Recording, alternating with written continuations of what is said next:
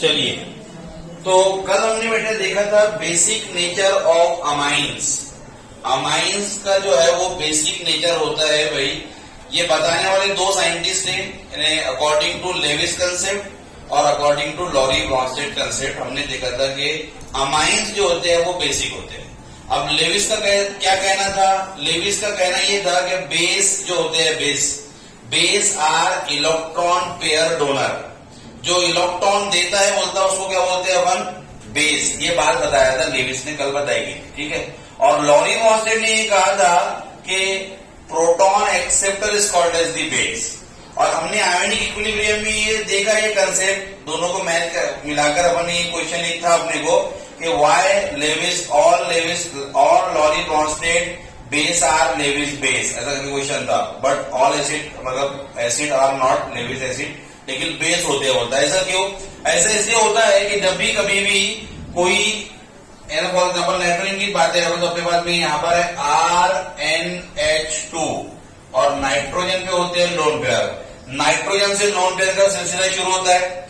Nitrogen पे एक lone pair, oxygen पे दो lone pair, halogen family fluorine पे तीन लोन पेयर। क्या होते हैं लोन पेयर? तो लोन पेयर इलेक्ट्रॉन की ऐसी जोड़ी होती है जो बॉन्ड बनाने में इन्वॉल्व नहीं होती है, उसको लोन पेयर कहा जाता है। इस पर बहुत पहले भी बात हो चुकी है। तो नाइट्रोजन के पास एक लोन पेयर होता है।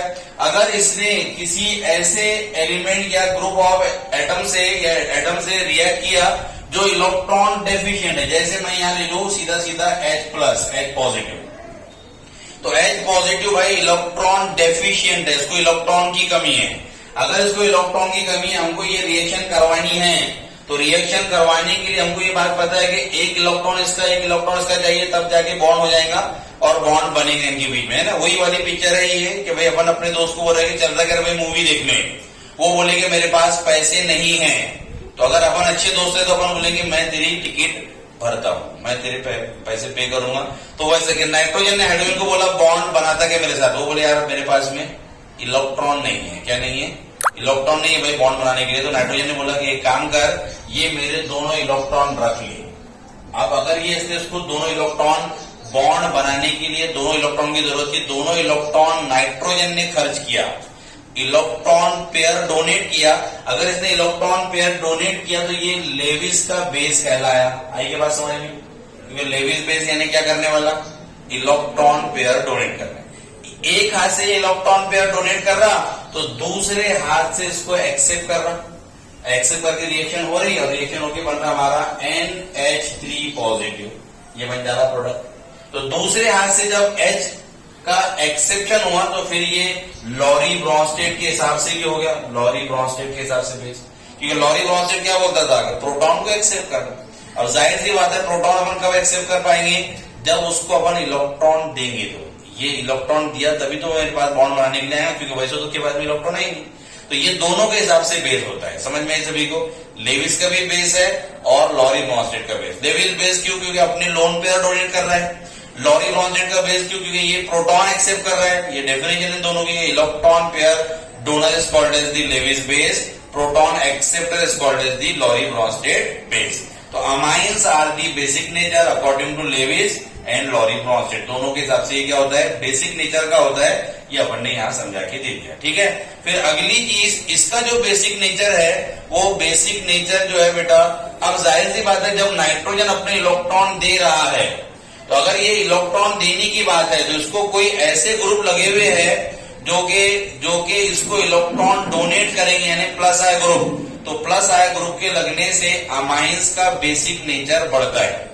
जैसा अपन ने एसिड में देखा था, एसिड में अपन ने देखा था कि H का निकलना वो एसिड है, जितने जल्दी H निकलेगा उतना अच्छे एसिड होगा। हमने बात समझाया था कि H हसीना था, ओल्ड था, है ना। और वहां इलेक्ट्रॉन की बात थी कि अगर इलेक्ट्रॉन आएंगे तो हसीना नहीं निकलेंगी, नहीं जाएंगी, बूढ़े के बाद पैसे आएंगे। इलेक्ट्रॉन आएंगे तो वहां से H नहीं निकलेगा। यहाँ पर देखो, अब यहाँ पर लोन पेयर देने की बात है। इलेक्ट्रॉन देने में कब आसानी होगी? इलेक्ट्रॉन देने में तब आसानी होगी जब नाइट्रोजन को पता है कि मुझे इलेक्ट्रॉन का सप्लाई मिल रहा है। मैं पैसे जब खर्च करूंगा कि मुझे पता है कि रोज की मेरे पास में 2-3 सोर्सेज है इनकम के, यहाँ से मुझे इतना पैसा आ जाता है, वहां से इतना पैसा मिल जाता है, यहाँ से इतना पैसा मिल जाता है, तो मुझे पता है कि मेरे पास तो रोज में भाई पैसे आना ही है। इसलिए मैं पैसे खर्च करने को हिचकिचाऊंगा नहीं, इजीली यानी पैसे मैं खर्च करूंगा, यानी मैं इलेक्ट्रॉन दूंगा। कब दूंगा? जब मुझे पता है कि मेरे पास में पैसे आने वाले हैं। अगर मुझे पता है कि मेरे पास में पैसे आने वाले नहीं है, या मुझे कोई ऐसा ग्रुप जुड़ जाए, यानी मेरे पीछे कोई ऐसे आदमी लग जाए जो मेरे से पैसे छीने, मुझको जो है मेरे से पैसे मांगे, तो मैं फिर अब मेरे पास के पैसे खर्च करने में डरूंगा, हिचकिचाऊंगा, क्योंकि भाई मुझे पता है एक तो मेरे पास कोई सोर्स नहीं है, दूसरा ये भी पीछे लगा हुआ है, मेरे पास कर्जे वाले लगे हुए हैं, मुझसे मांगी रहे। यानी इसका मतलब ये हुआ, यहाँ से दो चीजें निकली अपने को कि अगर कोई इलेक्ट्रॉन डोनेटिंग ग्रुप होता है बेटा, इलेक्ट्रॉन डोनेटिंग ग्रुप, जिसकी वजह से कौन सा इफेक्ट लगता है?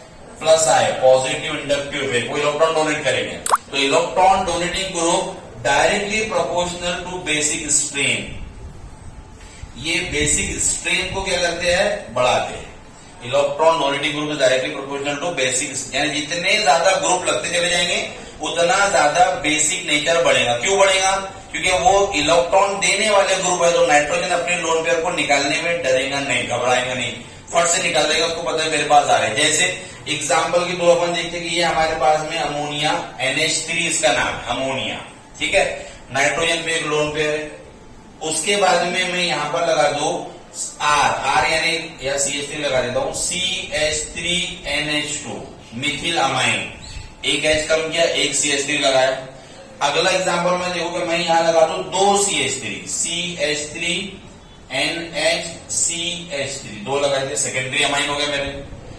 अगला देखो मैं तो तीन CH3 और CH3 टर्शरी अमाइन, यानी एक अमोनिया है, एक 1 डिग्री अमाइन प्राइमरी, एक 2 डिग्री अमाइन और एक 3 डिग्री अमाइन है, ठीक है। अब हमसे देखा जाए, बोला जाएगा भाई कौन सा नाइट्रोजन अपने लोन पेयर इजीली रिलीज करेगा?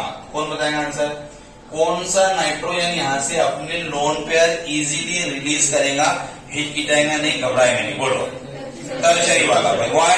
क्यों भाई? बोलो क्योंकि CH3 ग्रुप लगे 3 और CH3 कैसे ग्रुप है? डोनेटिंग क्या विड्रॉइंग? डोनेटिंग, इलेक्ट्रॉन देने वाले, मतलब ये अपने प्लस आय की वजह से ये नाइट्रोजन को इलेक्ट्रॉन डोनेट कर रहे हैं। अगर ये इलेक्ट्रॉन डोनेट कर रहे हैं तो उसको पता है नाइट्रोजन के मेरे पास से इलेक्ट्रॉन आ रहे हैं, तो वो अपने लोन पेयर देने में हिचकिचाएगा नहीं, इजीली अपने इलेक्ट्रॉन को रिलीज कर देगा, दे देगा। इलेक्ट्रॉन देने वाला अच्छा बेस कहलाएगा, यानी टर्शरी अमाइन ये अच्छे बेस होते हैं, ठीक है। उसके बाद में सेकेंडरी अमाइन नहीं, दो ग्रुप लगे हुए, उसके बाद में प्राइमरी अमाइन नहीं है, और सबसे वीक कौन सा रहेगा? हमारा अमोनिया। सबसे वीक कौन सा रहेगा? अपना अमोनिया। इस तरीके से बेटा ये इनका बेसिक नेचर होता है अमाइंस का, ठीक है। सबके समझ में आया कि भाई R की वजह से, R यानी अल्किल ग्रुप देने वाले ग्रुप लगेंगे जितने ज्यादा, उतनी ज्यादा उसकी बेसिक स्ट्रेन बढ़ते बढ़ते चले जाएगी, ठीक है। अगर कोई इलेक्ट्रॉन विड्रॉइंग ग्रुप लग गया, खींचो ग्रुप खींचने वाला, तो वो उसकी बेसिक स्ट्रेन को क्या करेगा? कम करेगा। वो अपन अभी एरोमेटिक अमाइंस में देखेंगे। अब चलो जरा क्वेश्चन करते हैं।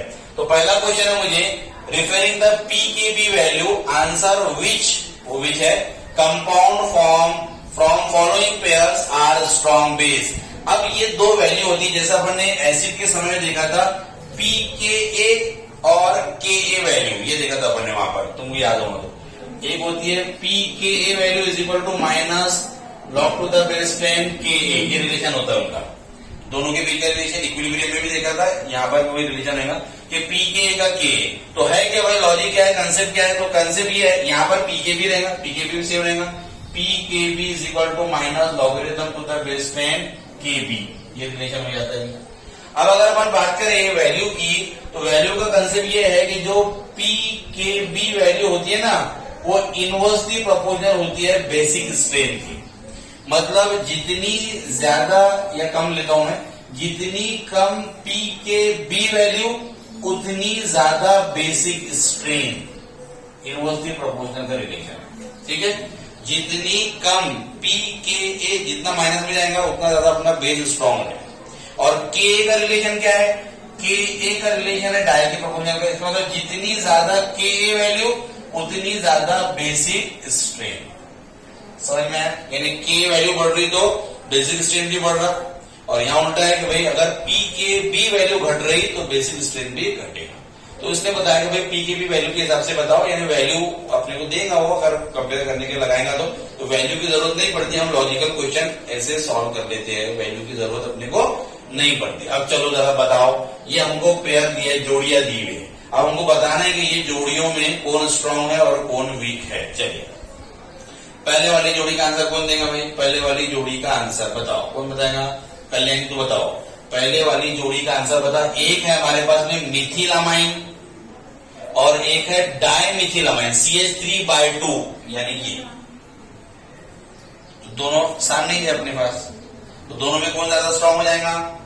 मिथिलामाइन। अरे वो सामने दिख रहा ना भाई, मिथिलामाइन है, एक डाइमिथिल, यानी ये प्राइमरी 1 डिग्री और ये 2 डिग्री, इसको लगा हुआ 1 इलेक्ट्रॉन डोनेटिंग ग्रुप, उसको लगे हुए 2 डोनेटिंग ग्रुप। जितने ज्यादा डोनेटिंग ग्रुप बेटा उतना ज्यादा बेसिक स्ट्रेंथ को बढ़ाएंगे। समझ में आई? तो हमको शब्दों में अगर आए क्वेश्चन तो ये लिखना है कि ये वाला जो है ना सेकेंडरी अमाइन, ये dimethylamine having less pKb value as compare to methylamine, ये लिखना है। समझ में आई के बाद क्यों है? क्योंकि पीकेबी से बोला ना, लेट करके बताओ, तो जिसकी पीकेबी वैल्यू लेस उसकी बेसिक स्ट्रेंथ ज्यादा। तो आपको शब्दों में ही लिखना पड़ेगा इस क्वेश्चन के आंसर में कि डाइमिथिलामाइन, यानी ये, या नहीं भी डाइमिथिल लिखे तो ये स्ट्रक्चर लिख दिए और वहां लिख दिया आगे having less pKb value than CH3NH2। Relation पता है? Less the pKb value more the basic strength, इसलिए ये ज्यादा स्ट्रांग हो जाएगा और ये लिख पाएंगे, ये जिसको लिख लेंगे भाई तो लिख लो। चलो मैं ये मिटा के वो एक लाइन लिख देता हूं ताकि तुमको करने में आसानी चले जाए।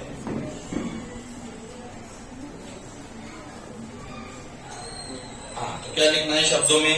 शब्दों में ये लिखना है अपने को भाई कि ये जो डाइमिथिलामाइन है, dimethyl amine having less pKb value than इसके मिथिलामाइन,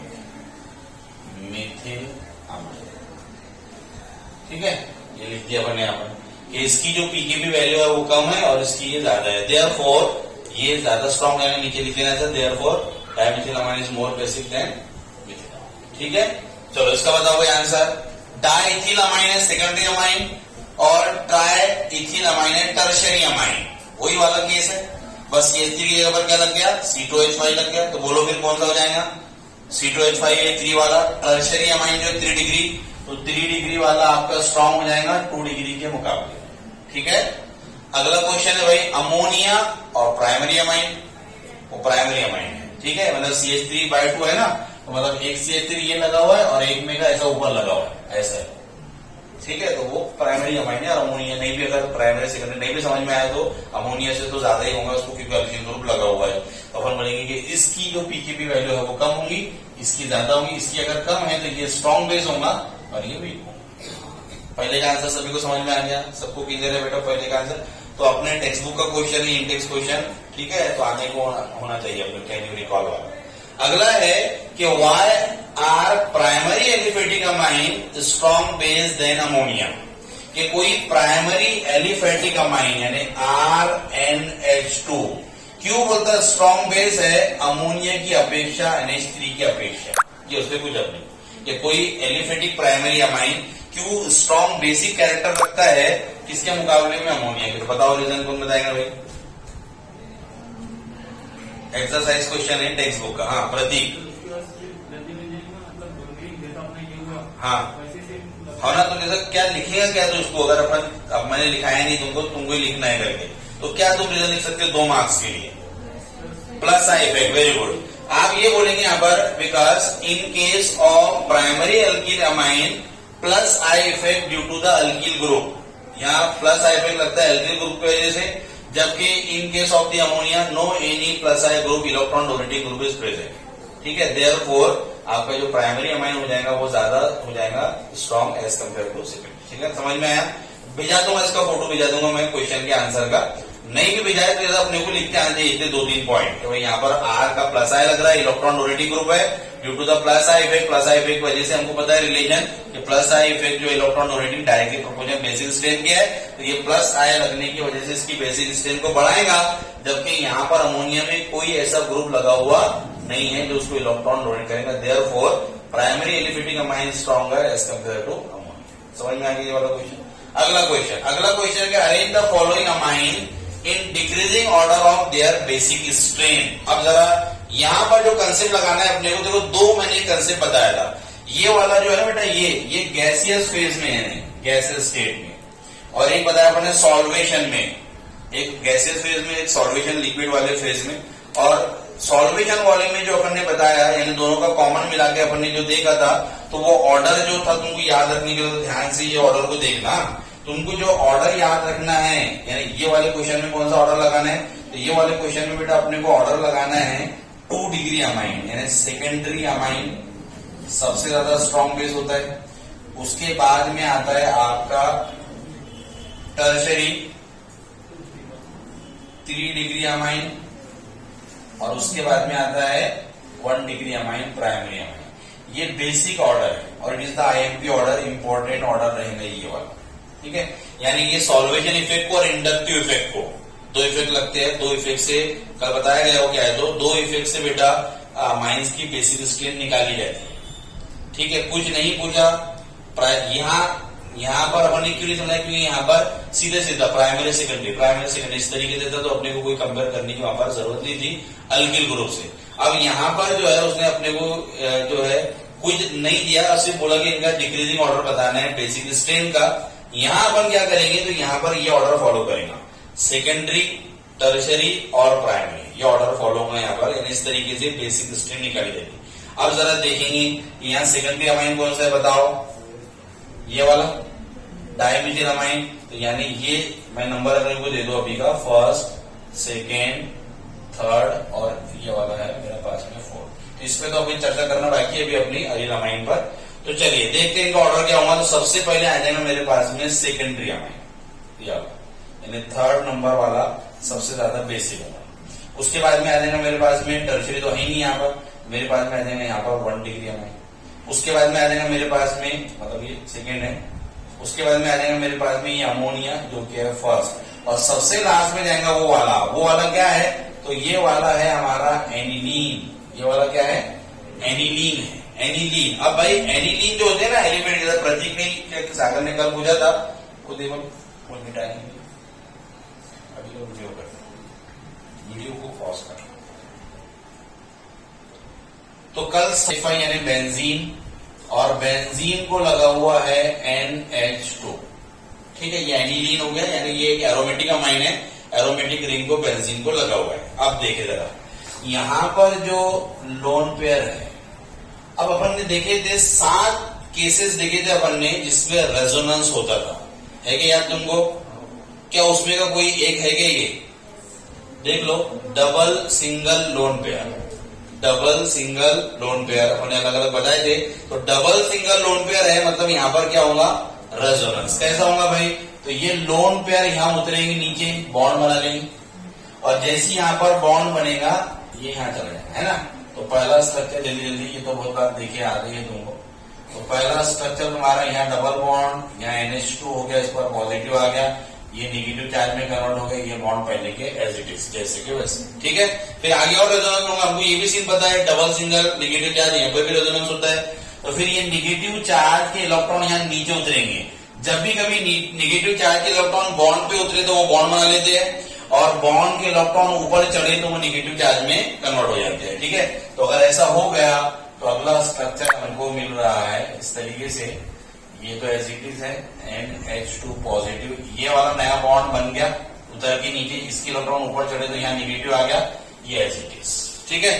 फिर अगला स्ट्रक्चर, तो अगले स्ट्रक्चर में फिर ये निगेटिव यहाँ नीचे उतरेंगे, बॉन्ड बना लेंगे, ये बॉन्ड ऊपर चढ़ेगा, निगेटिव बना लेगा, तो अगला स्ट्रक्चर ये बन गया,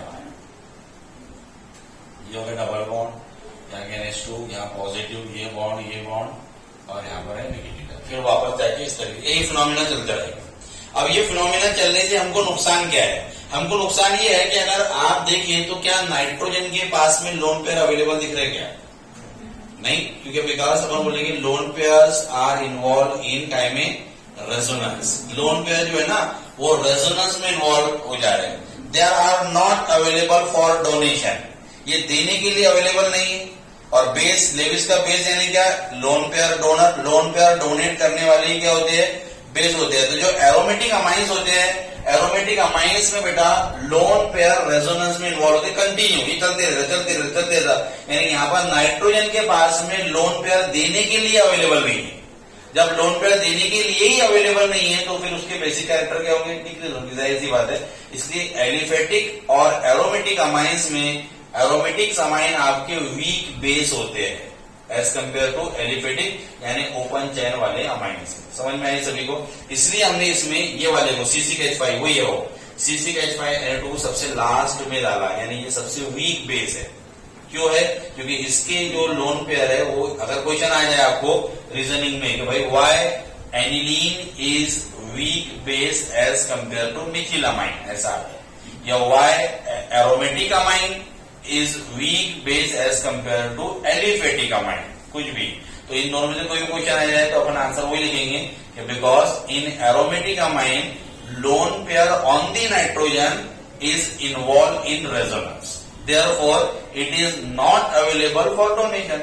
उसके जो लोन पेयर है वो रेजोनेंस में इन्वॉल्व हो जा रहे हैं, जो डोनेशन के लिए अवेलेबल नहीं है। But in case of the aliphatic amine, aliphatic amine के ऊपर नो रेजोनेंस पॉसिबल, वहां रेजोनेंस होता नहीं है, हेंस अपन बोलेंगे इसलिए lone pair is easily available for donation, therefore aliphatic amine is more basic as compare to aryl amine. समझ में आके लिखते आ जाएंगे ये बातें और सब भी जा देंगे, उसकी भी होंगे तो अपने बारे में आंसर।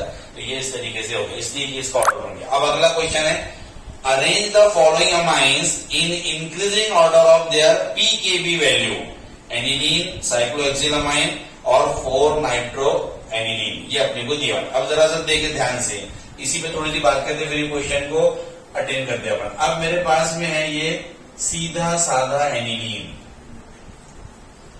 ठीक है, और एक है जरा मेरे पास में ये वाला एनिलीन NO2, ठीक है। अब दोनों में कंपेयर अगर अपन करेंगे तो बताओ किसका, कौन सा एनिलीन ज्यादा स्ट्रॉन्ग बेस होगा, नॉर्मल वाला कि NO2 वाला? NO2 वाले का कौन सा इफेक्ट लगेगा NO2 का, बोलो जरा, minus I. Minus I effect कौन सा है, देने वाला क्या लेने वाला? लेने वाला, यानी खींचू इफेक्ट है। कौन सा? खींचू। अब हमको यहाँ पर इलेक्ट्रॉन नाइट्रोजन को देने की जरूरत है कि उसके लेने की जरूरत है? उसको देने की जरूरत है। एसिड में अपन उल्टा देखे थे, लेकिन बेस में उसको इलेक्ट्रॉन, अरे तो इसको अपने को क्या करना पड़ेगा, इलेक्ट्रॉन देने पड़ेंगे। इलेक्ट्रॉन क्या करना पड़ेंगे, इसको इलेक्ट्रॉन देने पड़ेंगे। आप उल्टा इलेक्ट्रॉन खींच रहे हैं तो उसकी प्रॉब्लम और बढ़ा रहे, यानी उसको, उसकी बेसिक स्ट्रेंथ को और कम कर रहे हैं। तो इन दोनों में ये वाला ज्यादा स्ट्रॉन्ग क्या हो जाएगा, बेस। समझ में आया सभी की? जैसे जैसे नंबर ऑफ NO2 ग्रुप बढ़ेंगे बेटा, वैसा वैसा बेसिक स्ट्रेन कम कम होते चले जाएंगे। यानी अगर और मैं NO2 लगा दूं, ऐसे ये NH2 ऑर्थो पे भी लगा दूं और यहाँ पैरा पर भी लगा दूं, इस तरीके से, तो इसकी बेसिक स्ट्रेन और कम हो जाएगी। 3 लगा दो तो और कम हो जाएगी। आई बात समझ में? तो इलेक्ट्रॉन डोनेटिंग विड्रॉइंग ग्रुप के लगने से बेसिक स्ट्रेन क्या होंगी, घटेगी। वही अगर मैं आपको ये वाला बताओ, इसमें जरा बताना आंसर, इसमें बताओ, ये एक सीधी साधा बोरा वाला एनिलीन है जिसको कोई ग्रुप लगा नहीं है, एक ये वाला है NH2, उसको लगा हुआ है CH3, और एक जरा ये वाला है NH2, उसको लगा हुआ है OCH3। अब जरा देखिए कि भाई दो, ये तो सीधे साधा इनको ग्रुप लगे, CH3 का कौन सा इफेक्ट लगता है, प्लस है, और एक हाइपर कॉन्जुगेट है, 2 इफेक्ट दोनों देने वाले हैं। तो कोई प्रॉब्लम नहीं, कोई भी इफेक्ट से बात करो तो हाइपर कॉन्जुगेट, तो मैं SC लगा, हाइपर कॉन्जुगेशन देने वाला काम का, यानी बेसिक स्ट्रेन को बढ़ाएगा। OCH3 का कौन सा लगेगा, OCH3 का एक माइनस है, दूसरा प्लस M। माइनस है इलेक्ट्रॉन लेने वाला, प्लस M देने वाला, कौन सा इफेक्ट पड़ा है, plus M। Plus M always greater than the minus है, अपन ने देखा था। प्लस M इसको डोनेट कर रहा, समझ में आया? Plus M effect hyperconjugation से भी बड़ा है, मतलब इसको दिए जाने वाले इलेक्ट्रॉन ये CH3 की अपेक्षा ज्यादा है, इसका मतलब सबसे टॉप पर ही रहेगा, यानी ये बेसिक स्ट्रेंथ को बहुत ज्यादा बढ़ाएगा क्योंकि इलेक्ट्रॉन दे रहा प्लस एम की वजह से। ठीक है, तो ये सबसे स्ट्रॉन्ग बेस, ये उससे थोड़ा कम बेस, और इसको कोई ग्रुप लगा हुआ नहीं है तो ये उससे भी कम बेसिक में। समझ में आया? तो भाई इस तरीके से एरोमेटिक अमाइन में ये एग्जाम्पल भी आपको आ सकते हैं। चलो अभी ये वाले क्वेश्चन पे अप्रोच करते हैं अपने, कि हमको गिवन है एनिलीन, साइक्लोहेक्सिल अमाइन और 4 नाइट्रो एनिलीन। तो अपन उसको मैं बताता हूँ तुमको स्ट्रक्चर बना के किस तरीके से दिखते, फिर तुम मुझको आंसर बताओ कि भाई पहला तो एनिलीन, तो एनिलीन तो पता ही है सभी को, ये है हमारा बेंजीन को लगा हुआ NH2। साइक्लोहेक्सिल अमाइन, साइक्लोहेक्सिल यानी बेंजीन जैसा दिखने वाला लेकिन उसमें रिंग नहीं, उसको लगा हुआ NH2 cyclohexyl amine. 4 nitro aniline अभी बनाए बने ऊपर 4 नाइट्रो एनिलीन, यानी ये बेंजीन NH2 और पैरा पोजीशन पे लगा हुआ NO2। अब अगर इनको अपन नंबर दे दे फर्स्ट, सेकेंड और ये वाला थर्ड, इसमें से बताना है आपको कि which one is the stronger, मतलब अरेंज बोला ना आपने, कौन से ऑर्डर में अरेंज बोला? इंक्रीजिंग ऑर्डर में, मतलब पहले सबसे कम बताना है, फिर उससे ज्यादा, फिर उससे ज्यादा, ऐसे बताना है आपने। बताओ तो सबसे वीक कौन रहेगा? थर्ड वाला, वेरी गुड, यानी ये थर्ड वाला सबसे वीक बेस। चलो हो गया, मतलब उल्टे साइन ऐसे चलना है। हाँ अब बताओ उसके बाद में इन दोनों में डिसाइड करो। फर्स्ट, वेरी गुड, फर्स्ट क्यों है? क्योंकि वो एरोमेटिक है, और ये वाला कैसा है? ये सादा है, एलिफेटिक है। वेरी गुड, अच्छा समझिए तुमने, ये एलिफेटिक है अपना। एलिफेटिक हमेशा किससे स्ट्रॉन्ग होते हैं? एरोमेटिक से, यानी यहाँ कोई रेजोनेंस नहीं है, जबकि यहाँ रेजोनेंस है। वेरी गुड, ये वाला आ जाएगा आपका सेकेंड वाला। It is the correct order of basic strength, ये वाले क्वेश्चन की हो गई। ठीक है, चलिए फिर तो पॉज कर दो।